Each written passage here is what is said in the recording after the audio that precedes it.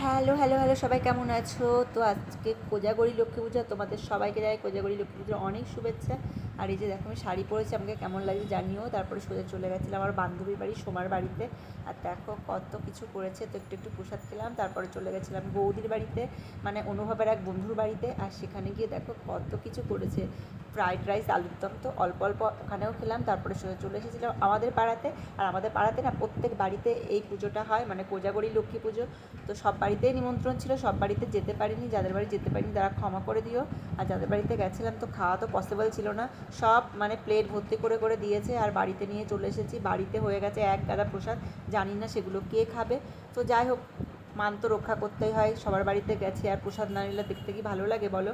তো প্রসাদ নিয়ে চলে এসেছিলাম। আর আমাদের বাড়িতেও কিন্তু লক্ষ্মী পুজো হয় কালী পুজোর দিন। তো তোমাদের সবার নিমন্ত্রণ থাকলো, সবাই ভালো থেকো, গুড নাইট, টাটা।